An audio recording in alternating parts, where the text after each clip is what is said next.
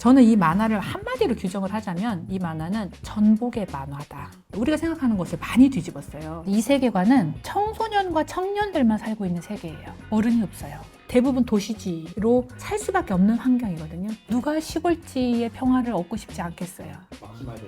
난 막히면 얘기도 하고 싶지 않아.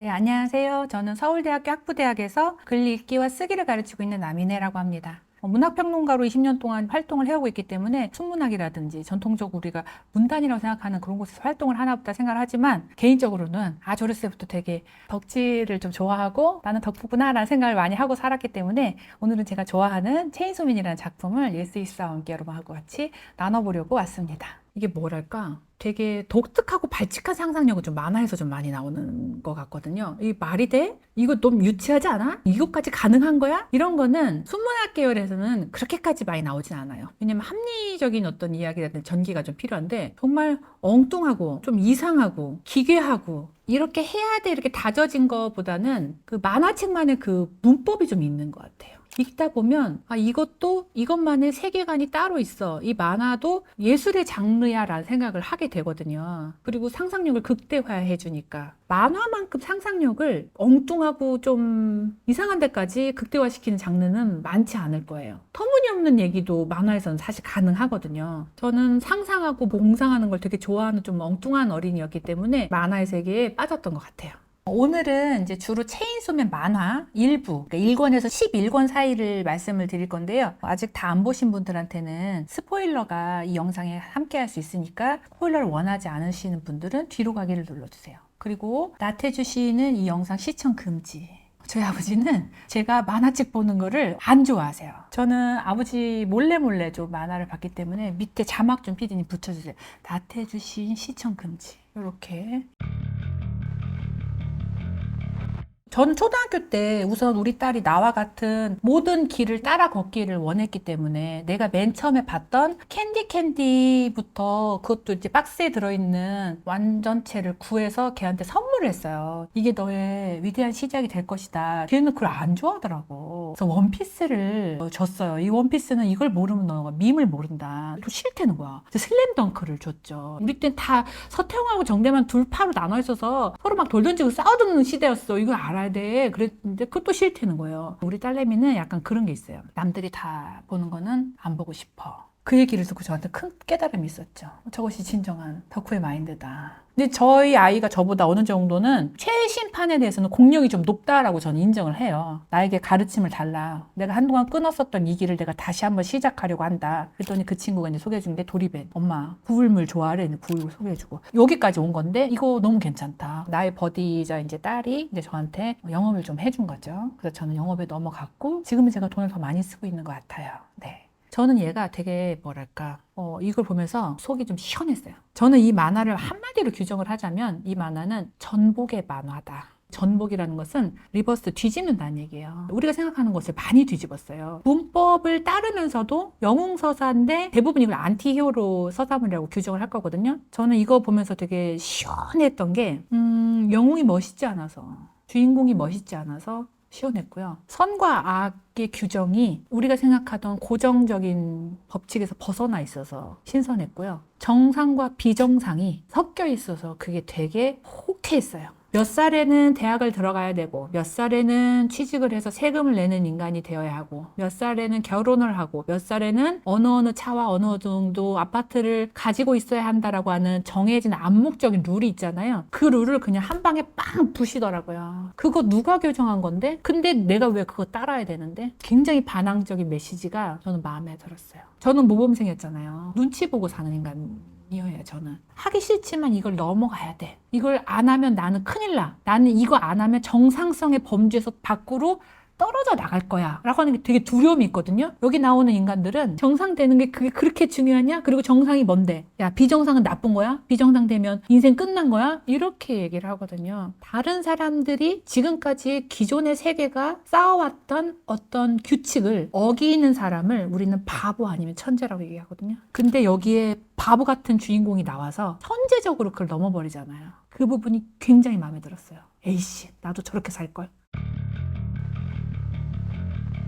근데 이 세계는 어떤 세계냐면 이 세계는 굉장히 혼종적인 행동의 주체를 같이 살고 있는 세계예요. 여기는 인간하고요. 평범 우리가 생각하는 인간. 그 다음에 악마가 있습니다. 이 악마라는 존재는 사람들의 공포심을 먹고 자라기 때문에 공포심이 크면 클수록 더 힘센 악마가 돼요. 그래서 일본에 나오는 토마토의 악마는 정말 약한 악마고요. 토마토 무서워하는 사람은 이제 많지 않을 테니까 아마 토마토의 악마보다 오이 악마가 더 무섭지 않을까? 그죠? 총의 악마. 이건 아주 굉장히 무서운 악마로 나오고요. 전쟁이라든지 어둠이라든지 사람들이 무서워하면 무서울수록 악마의 힘이 커지는 거예요. 그런데 사람들의 믿음이 실체가 된다라고 하는 사고방식은 옛날에도 있었어요. 근데 여기는 악마에 대입이 됐죠. 근데 옛날에는 산타클로스나 요정, 아이들한테 나는 요정인데 요즘 아이들이 요정을 믿지 않아서 요정들이 빛을 잃어가고 있어. 너희들의 믿음이 모이면 우리 요정들이 더 살아날 거야. 이런 게 나오거든요. 그런데 그거에도 역시 전복 버전이죠. 너네가 무서워하면 무서워할수록 악마는 힘이 세질 거야. 그 악마가 그래서 등급이 나눠져 있는 거예요. 아주 정말 무서운 악마와 좀 하찮은 악마. 사실 기독교에도 보면은 악마의 등급이 나눠져 있어요. 나니아 연대기 쓰신 분이 스크루테이프의 편지라고 하는 악마의 이야기를 소설로 쓰신 적이 있거든요. 거기 보면 스크루테이프는 상급 악마예요. 더 상급 악마인 루시퍼가 있거든요. 근데 스크루테이프가 자기 조카이자 굉장히 하급 악마한테 인간의 영혼을 타락시키는 방법에 대해서 편지를 쓰는 이야기예요. 여기서는 사람들의 공포 혹은 생각하는 거에 따라서 악마의 힘이 등급화된다는 게 그 계급도가 나눠지는 게 되게 체계적인 세계관이다. 탄탄하게 만들어준 역할을 했던 것 같아요. 설정은 악마가 현생에 태어났다가 죽으면 다시 지옥으로 갔다가 지옥에서 죽으면 다시 여기로 도는 거. 아니 죽으면 지옥에 가서 머물러야지. 지옥에서 죽으면 여기로 또 가요? 원래 악마는요 이 세상에 없는 거예요. 그러니까 여기가 아니라 저기 있어야 되는 거예요. 악마는 항상 저곳에서 우리한테 이리 와 하면서 우리를 유혹하는 존재로 고전에서는 생각을 했어요. 그런데 악마가 점점 내 안으로 들어오기 시작했지. 저기에 악마가 있었는데 내 안에 악마가 들어오기 시작해요. 예를 들어 도스토옙스키의 죄와벌 같은 작품을 보면 그 라스콜리니코프가 너는 벌레자고 이렇게 죽이려고 하는 생각을 가지고 노파를 죽이거든요. 내 안에 악마가 있는 거예요. 근데 악이 이제는 저 한정된 곳에 갇혀 있거나 가끔 빠져나와서 인간을 유혹하거나 인간을 파탄시키는 게 아니고 내 안에만 있는 게 아니고 내 밖에 어디에 불특정 자수에 어디에 섞여 있을지 모르는 악마가 사방에 있다. 약간 이런 시기가 되었거든요. 악마도 고대의 악마, 중세의 악마, 근대의 악마 변주를 해왔던 것으로 보이는데 이 사람은 악마가 그냥 주변에 있는 거야. 백화점에 갔는데 어떤 악마가 와서 나를 막 덮치려고 할 수도 있는 거고 이런 거를 보면 이 현대인의 어떤 불안 심리를 악마로 변용을 해서 굉장히 잘 반영하고 있지 않나. 솔직히 말해서 계약은 이 사람만 만든 설정은 아니야. 왜냐면 파우스트라고 하는 작품이 있기 때문에 악마하고 인간은 계약 관계야 라고 하는 거를 파우스트라는 거에서 메피스토텔레스인가? 하고 파우스트 박사하고 계약을 하거든요. 너가 원하는 모든 욕망을 충족시키기 위해서 대신 너의 이 영혼을 줘. 이렇게 계약을 하는 아주 고전적인 그런 악마가 있어요. 그거를 좀 활용을 한 것 같은데 잔잔히 보면 이 작가분은 기존에 있었던 것들을 가져다가 그거를 조금 비틀어서 사용을 좀 하신 것 같아요. 인간이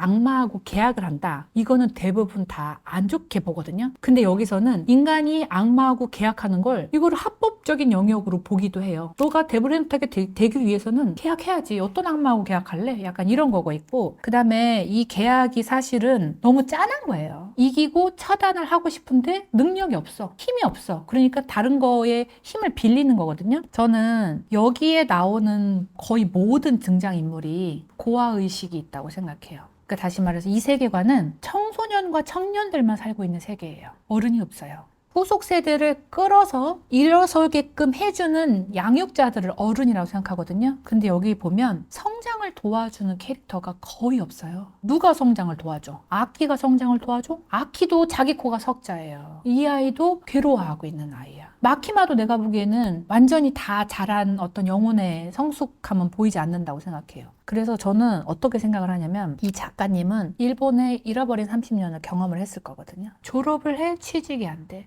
열심히 일했어. 돈이 그냥 그 자리야. 이런 잃어버린 30년을 지나고 오면 아 나를 붙잡아서 끌어줄 어른은 아무데도 없구나. 누구도 내 손을 잡아줘서 끌어주지 않는구나 라는 것을 경험을 했을 거예요. 청년, 청소년 우리들끼리 자기들끼리 잘 살아보려고 애쓰는 이야기로 저는 보여요. 그리고 가끔 나오는 장관이라든지 공안에 떴본 분들도 사실은 그닥 믿고 따를 만한 어른의 초상은 아닌 것 같아요. 저는 이게 좀 짠한 부분이 있어요. 어른 없는 세상에서 청소년들끼리 팸을 만들어서 저들끼리 살아남으려고 애쓰는 이야기. 이런 짠함이 좀 있어요. 덴지 같은 애 보면 마키마가 죽지 말고 내가 데려다가 식빵하고 버터하고 잔뜩 올려서 먹여주면 참 좋을 텐데, 아키 같은 애는 마음을 좀 돌봐주면서 그거 너 잘못 아니니까 너는 너 인생 너의 작은 행복을 찾아봐 이렇게 해줄 수도 있었을 텐데, 누구도 상처를 치료해주거나 따뜻한 잠자리를 뭔가를 해서 기댈 곳을 마련해준 그런 기성세대가 안 보인다는 거죠. 그게 너무 좀 짠하달까? 그렇습니다. 원래 이제 소설이라는 게 근대에서 시작이 된 거거든요. 그래서 근대 소설이라고 얘기를 해요. 근데 근대 소설에서도 소설의 초창기의 주류는 성장 소설이었어요. 뭔가 깨지 않은 한 소년이 집을 떠나야 돼요. 밖에 나가서 돌아다니다가 좌충우돌하면서 계속 깨져야 돼. 깨지고 일어나고 깨지고 일어나고 조력자를 만나야 돼. 그러면서 정체성을 찾아나가는 이야기가 근대 소설의 베이직한 구조예요. 그거를 만화에서, 특히 소년 만화, 성장 만화에서는 아주 활용을 잘 하죠. 내가 몰랐던 한 인간이 조금씩 자라나는 걸 보는 것은 뭔가 나 자신도 같이 자라는 기분이 들고, 근데 보시면 항상 뭔가 조금 부족해야 돼. 이제 이 소년이 영웅으로 태어나려면 뭔가 처음에 각성이 되지 않은 상태여야 돼. 근데 이 영웅이 원치 않았던 어떤 사건이 와서 영웅의 세계를 딱 깨트려야 돼요. 근데 영웅한테는 뭐가 한 가지가 있어야 되냐면요, 반인 반신이에요. 인간이어야 돼. 근데 신적인 부분이 있는 인간이어야 돼. 영웅 서사의 가장 대표적인 사람 넘버원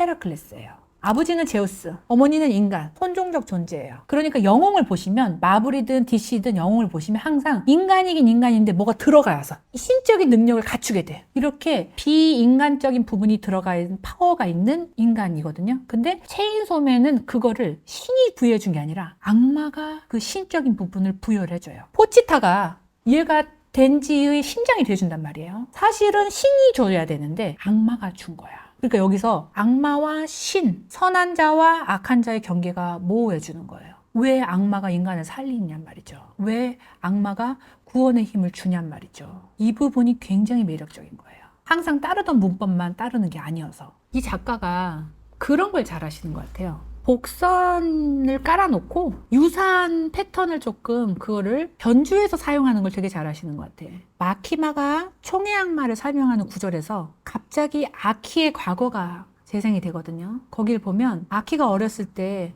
아픈 동생이 누워있고 엄마 아빠가 옆에서 책을 읽어주는데, 그때 들고 있는 동생의 책이 그 시골쥐와 도시지. 근데 그게 한참 후에 다시 레제편에서 언급이 되잖아요. 사회가 만들어준 욕망에 나를 던지는 도시쥐가 되느냐, 아니면 그런 경쟁이나 비교, 거기서 벗어나는 시골쥐가 되느냐. 사실은요, 시골쥐를 선택하는 게 이건 쉽지 않은 일이에요. 대부분 도시쥐로 살 수밖에 없는 환경이거든요. 왜? 우리는 태어날 때부터 이미 근대 사회라고 하는 배 안에서 태어난 거예요. PD님도 마찬가지고 나도 마찬가지고 우리는 선택하지 못했어요. 그냥 앞으로 나아가야 돼. 진보가 덕목인 근대라는 사회에서 태어난 거예요. 이미 태어났는데 배야. 아이러니죠. 나는 선택을 하고 싶은데 사실은 선택하는데 너무 많은 비용이 드는 거야. 너무 많은 위험이 따르는 거야. 누가 시골지의 평화를 얻고 싶지 않겠어요. 근데 그러기 위해서는 치러야 되는 값이 굉장히 큰 거죠. 그리고 이 친구하고 이 친구 친구들을 보면 뭘 내줘야 돼. 가진 게 없으니까 내 거를 오히려 주네. 그래서 피부도 주고, 심지어 히메노는 팔도 주고, 이쪽 팔도 주고, 나중에는 온몸을 다 줬어요. 약간 이 생각이 뭐 같냐면, 나를 태워서 돈하고 바꿔 먹고 월세 내고 없어지고, 나를 열심히 태워갖고 돈을 모았는데 달 모아봤더니 전세비 하기에도 모자라고. 약간 이런 현대인의 초상 같지 않아요? 나랑 바꿔서 먹을 걸 구해서 집에 돌아가서 애들이랑 같이 먹는데 라는 생각이 드는 거예요. 뭐 하나 공짜는 없고, 누가 하나 뭐 요즘 유산이 없잖아. 우리가 좋아하는 캐릭터들의 공통점은 유산이 없다는 거예요. 아키는 꼭 필요한, 세상에 그래도 기댈 언덕은 하나는 있어 라고 하는 홀로 속의 청소년한테 형이 돼준 역할. 아키는 덴지의 형이었고 파워는 덴지의 여동생이어서 이 셋이서 가족이 되었다라고 하는 생각은 아마 보시는 분들은 다 하셨을 거예요. 어딘가에는 근데 꼭 있는 캐릭터 같아요. 뭔가 내가 책임져야 된다. 그리고 그리고 죄책감. 아키가 사실은 가장 감정이입하기 쉬웠던 주변에 가장 친숙한 캐릭터. 사실 나는 파워가 너무 이해가 되는, 이거는 쉽지 않거든요. 덴지도 그렇게 쉽진 않아요. 아키는 가장 뭔가 우리가 생각하기에 가장 친근한 인간이어서 뭔가 한 일부 같아요. 우리 한 조각 같아. 그러니까 죽였겠죠? 크리미널 마인드라고 하는 드라마에 이런 얘기가 나와요. 공자께서 말씀하시길, 복수를 준비하는 사람은 2개의 관을 준비해야 된다.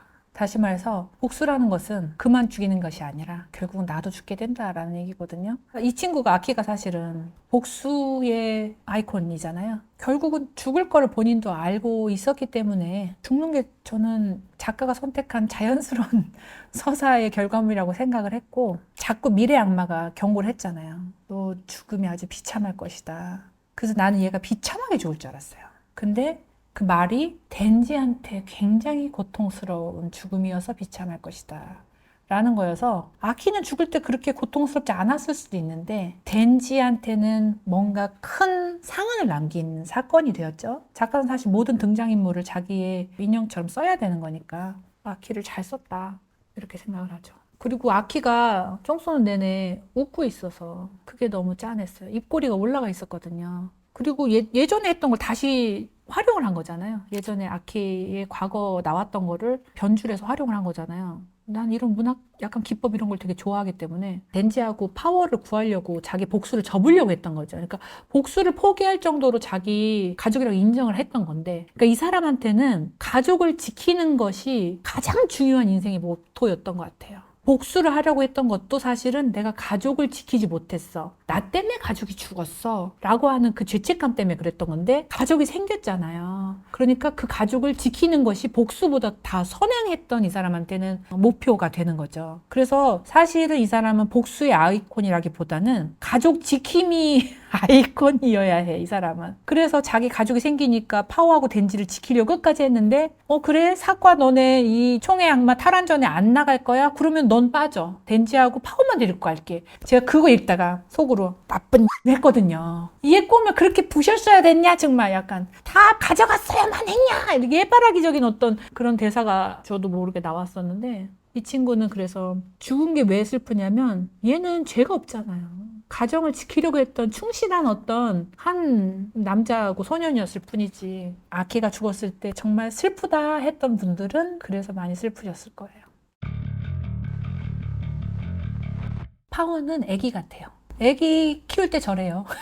아주 유아기의 사고방식을 가지고 있거든요. 저는 낯설지 않았어요. 애기들은 자기가 잘못했어도 나 잘못 아닌데? 막 제가 그랬는데? 막 이러고 거짓말 하다가 진짜처럼 믿어버리기도 하고 막 그러거든요. 다른 말로 한다면 순진하다는 거예요. 순수하고 순진이 어떻게 다르냐면, 검은 먹물을 튀겼는데도 하얘하면 순수고요, 검은 먹물을 튀긴 적이 없어서 하얘하면 순진이거든요. 파워는 경험을 할 겨를이 없어서 하얘했던 거야. 그러다가 점점점 자기 세계에 아키가 스며들기 시작했고 덴지가 스며들기 시작해서 결국 나중에는 본인이 절대로 하지 않을 것 같은 행동을 하죠. 자기를 조금 희생하는 그런 부분이 나오잖아요. 희생하고 가장거리가 먼 인간이. 근데 저는 언제 이 체인소맨을 보냐면요, 기분이 나쁠 때, 나보다 윗세대한테 압박과 억압을 받았을 때 이걸 봐요. 나 회의를 망쳤어. 뭔가 회의에서 되게 막 혼났어. 비난의 눈초리를 다 막 받고서 마음이 막 너덜너덜해서 왔어. 근데 파워하고 덴지하고 둘이 싸우고 꽁냥거리는 걸 보면, 중요한 거는 지금 애들하고 같이 밥 잘 먹고 오늘 잘 자는 거네? 이렇게 단순해질 수가 있어. 좋아요. 그래서 저는 파워 캐릭터를 되게 좋아하거든요. 그리고 저는 제 탓을 좀 많이 하는 편이에요. 제가 가르치는 대학생들도 맨날 뭐 교수님 죄송합니다만 맨 앞에 뭐 죄송합니다가 붙어 있어요. 뭐 이렇게 죄송할 게 많아. 파워처럼 좀 살았으면 좋겠어요. 나의 잘못이 아니도다 하면서 네가 한 것이도다, 지가 차를 치워놓고 사실은 내가 범인을 알아본 것이도다 막 이런 거 하니까, 와, 이 센 멘탈은 뭐지? 현대인들한테 하나씩 나눠주고 싶은 멘탈이다. 그래서 저는 파워 좋아요. 같이 살고 싶진 않고. 마키마에 대해서 얘기를 나 마키마 얘기도 하고 싶지 않아. 처음부터 쎄했어. 마키마가 악마일 것 같다는 생각은 누나를 보거나 했는데, 아키한테 나쁜 일하고 이렇게 할 줄은 몰랐죠. 나쁜 여자의 스멜은 왔거든요. 왜? 이렇게 출듯 말듯 이렇게 남자 유혹하는 그런 나쁜 여자의 그런 행동 패턴이 있어요. 아들아, 저런 여자 만나면 약간 이런 생각을 하게 만드는 패턴이 있거든요. 그런 나쁜 여자인 줄 알았지, 저렇게 거대한 음모를 가지고 있는 나쁜 여자인 줄은 몰랐지. 한국 문학엔 그런 게 되게 강했어요. 민주화. 그다음 남북분단, 그다음에 산업화 이런 굵직한 사회적인 이슈들, 사회 정의가 중요하지 인간의 개인적인 감정, 소소한 소확행 이런 건 중요하지 않다라고 하는 그런 인식이 과거에 좀 있었어요. 다시 말해서 정의 구현이 너무너무 중요한 거야. 그거에 대한 반발로 1990년대에 내면의 욕망을 드러내는 소설들이 등장하기 시작했거든요. 이게 한국 문학의 역사예요. 마키마는 거대 이데올로기 정의의 구현을 상징을 해요. 다시 말해서 이 여자는 자잘한 거를 목표로 하지 않아. 큰 거. 다시 말해서 세계의 평화. 아무런 분쟁이 없는 거. 나쁜 악마들은 다 싹 다 그리 개념조차 잊혀진 어떤 그런 세계를 원하는 거예요. 그거를 위해서는 하나하나 작은 풀꽃들을 다 짓밟아도 되는 거야. 모든 것은 다 그냥 수단으로 사용이 되는 거야. 그래서 저는 이거 보면서 마키마 캐릭터를 보면서 1984를 악마형으로 여성형으로 그리면 거기에 나오는 빅브라더가 바로 마키마가 되지 않겠느냐라고 생각하거든요. 1984도 보면 빅브라더가 나쁜 의도로 그걸 처음 시작한 거는 아니에요. 그렇게 감시와 규율과 지배를 시작을 한 거는 더 좋은 나라를 만들겠어? 라고 하는 명분은 걸어놨어요. 오세아니아 대륙 안에 살고 있는 국민들을 지키고 있어. 너희들을 더 잘 살기 위해서 보호를 해주고 있어. 그러면 너희들은 철저하게 내 권속이 되어야 돼. 내 지배 안에 있어야 돼. 그러니까 숨소리 하나, 발걸음 하나 내 허락 없이는 안 돼 라는 거거든요. 지배 악마예요. 근데 그 대척점에 있는 게 덴지인 거죠. 덴지는 내면의 욕망을 중요시하는 거니까 이 두 사람은 사실은 절대로 결합이 될 수 없는, 커플이 될 수 없는 극과 극의 존재인 거예요. 그래서 이데올로기 마키마하고 작은 소소한 내적인 욕망인 덴지하고 대립구도를 형성하고 있는 그런 만화다 라고 얘기할 수 있을 것 같아요. 문화계에서 터부라고 하는 게 몇 가지가 있어요. 예를 들어 근친, 이것도 터부로 문화적으로 규정을 해놨고요. 그 다음에 식인도 아주 명백한 터부입니다. 문명사회에서는 식인이라는 것은 있어서는 안 돼 라고 금지를 해놨는데 나오더라고요. 마키마를 없앨 방법이 없으니까 최후의 방법으로 아무렇지도 않게 식인을 하는 장면 먹어버려요. 막 전골도 만들고 만두도 만들고 스테이크도 먹고 난 이해가 안 가는데 별게 다 나왔어요. 그 부분에서 작가가 조금 도르신 분이다 라는 생각이 조금 들었고요. 이거 추천을 한다고 나가서 영상을 찍어도 될까 고민을 했던 부분이 바로 식인 부분이에요. 이건 문명사적으로 엄청난 터부에 해당이 됩니다. 근데요, 인디언들 기록에는 이런 게 있었대요. 용사 대 용사로 전투를 해서 죽이잖아요. 그러면 가장 용맹한 전사의 심장을 꺼내서 먹는 거예요. 왜냐? 그게 존경이었답니다. 심장에 용기가 깃들기 때문에 그대의 용기를 내가 존중하고 그대와 하나가 되고 싶다. 내가 적이어서 싸움은 했지만 당신은 정말 용감한 전사였다. 그런 상징적인 행동이 원시적으로는 있었다는 거죠. 그거를 조금 들여온 것이 아닐까. 그런 비슷한 먹음으로 인해서 내 안에 존재하게 된다라고 하는 융합이죠. 완전한 융합. 사실 먹고 소화돼서 이렇게 배설이 되는 거기 때문에 내 안에 일부가 되는 건 아니거든요. 그렇지만 인식론적으로 그렇게 처리를 했던 것 같아요. 근데 이게 현실로 보면 사실은 심각한 상태입니다. 심각한 상태. 최고의 명장면? 나는 요거 2개. 요거. 호치타가 내가 너의 심장이 되어줄게, 너의 행복한 일상을 나에게 줘 라고 거래를 할 때 하고, 파워가 전혀 하지 않던, 원래 항상 덴지가 안아줬거든요. 덴지한테 안기고 막 안아주고 그랬는데 얘가 약간 구원의 여인처럼 와서 너에게 줄게. 원래 받기만 하지 얘가 주는 성격은 아니잖아요.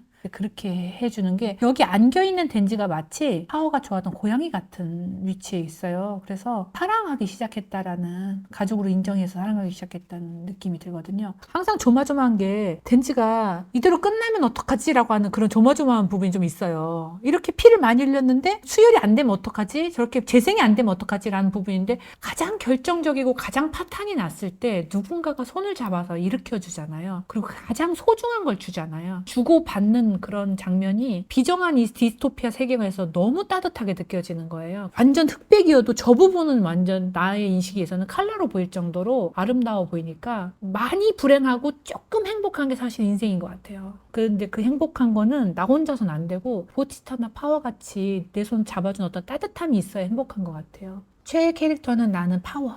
파워처럼 살고 싶어요. 계속 남 탓하고 이거 조회수 적게 나와도 사실 나는 잘했도다, 피디님이 못했도다, 막 약간 이렇게 살고 싶어요. 신경 전혀 안 쓰고 나는 파워가 되고 싶어요. 정말. 최애 악마? 나는 토마토 양마 되게 좋아했고 너무 귀엽고 중간에 살짝 나왔던 포도 양마도 좀 나는 나름 난 그런 걸 좋아하는가 봐. 그렇게 하잘것없는 것들이 좋아요. 그리고 나는 총애 양마가 좀 멋있었어요. 너무너무 작화가 좋았어요. 그리고 그 안에 수많은 그 민둥 머리들이 쫙 있는데 얼굴이 저마다 달라요. 하나하나 표정이 다 다른 거예요. 와. 그래서 똑같은 해골을 갖다 복사해서 붙일 수 있을 텐데 얼굴 하나하나 다 다른 얼굴 표정으로 그려놓은 거야. 이게 마치 진시황 무덤에 있는 토용들 표정이 다 다른 것처럼 그렇게 하나하나 다 해놓은 거예요. 그래서 작가 이런 디테일 신경 쓰는 거 멋있다. 나는 계약 같은 건 안 하죠.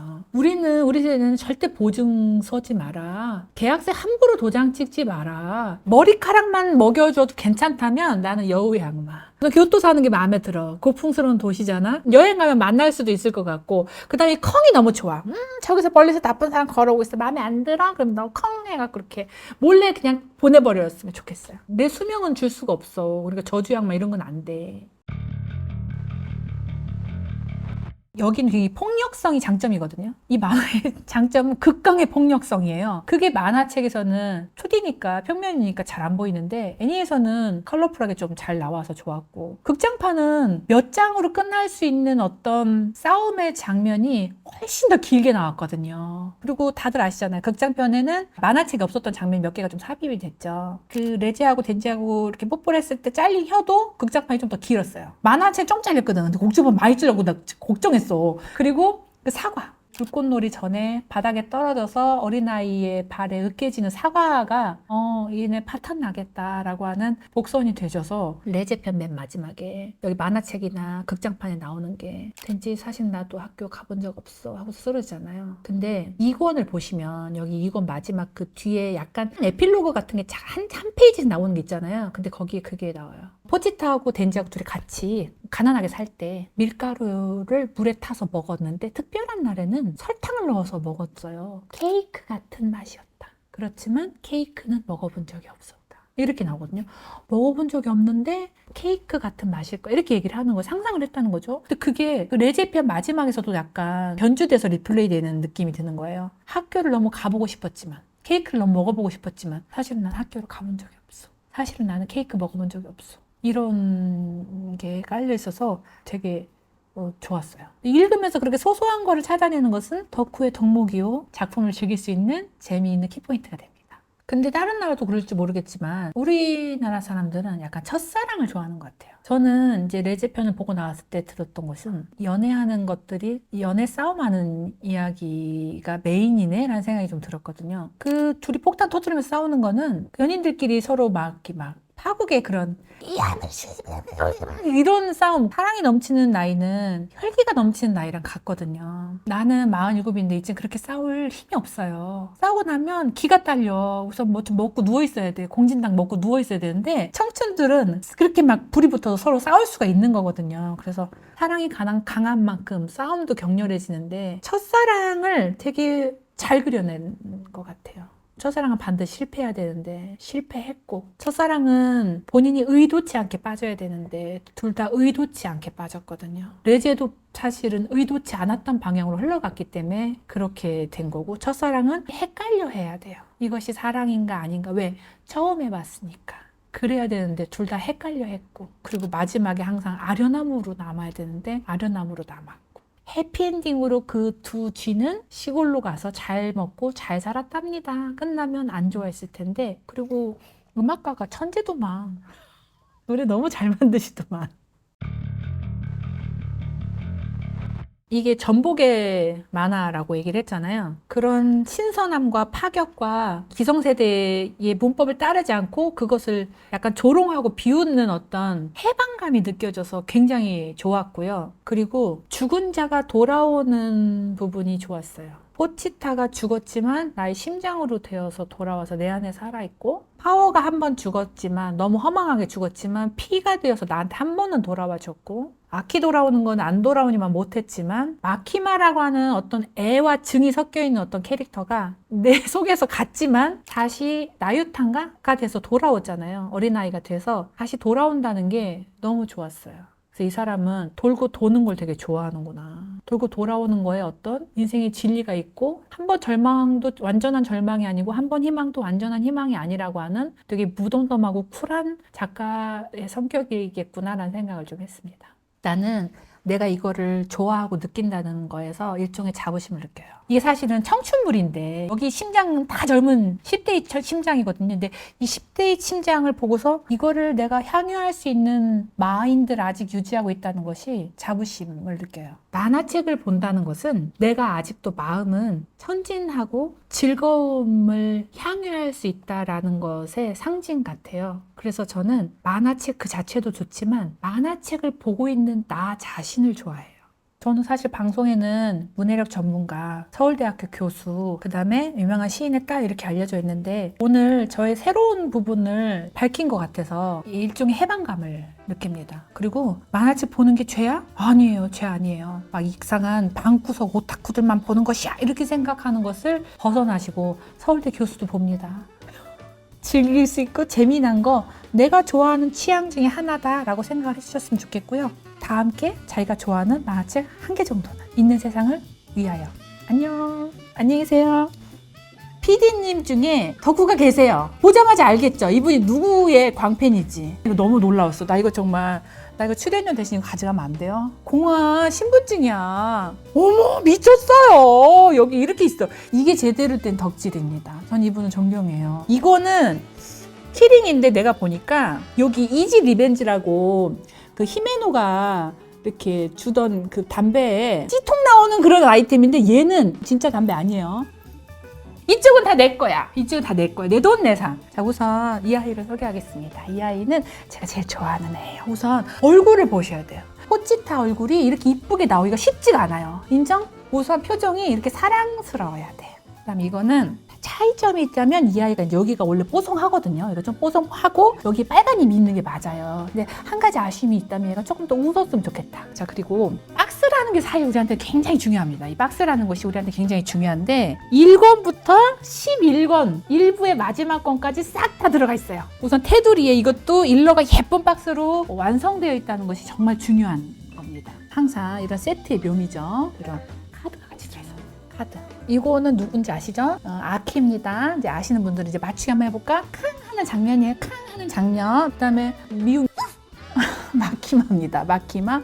역삼역, 우영우, 마키마. 앞으로 해도 뒤로 해도 똑같은 인간. 그다음에 우리가 좋아하는 레제. 이때 제일 예뻤죠, 그쵸?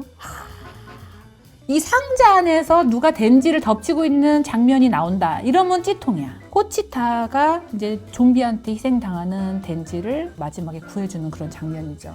우리는 이렇게 그냥 살게 해주면 안 돼. 이게 몇 장이야? 해놔야 돼. PD님 가져갈 수도 있어. 놔주세요. 만화책 세트를 사시면 11장짜리 카드가 따라와요. 아키가 제일 잘생겼으니까 아키 곁에 놓는 걸로. 자, 이게 이제 내 새끼들이 되겠습니다.